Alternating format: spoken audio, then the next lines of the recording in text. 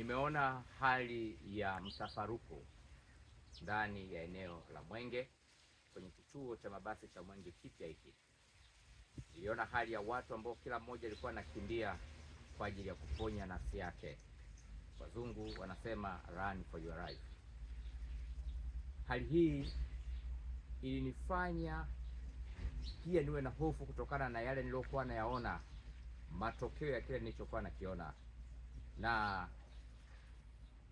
nisisitize kwa wale wanaohusika na usalama, viongozi wa usalama waanze kufuatilia katika kituo cha Mwenge na maeneo ya jirani, ni mpango gani uliopo kwa ajili ya kuleta hali hiyo ya taharuki.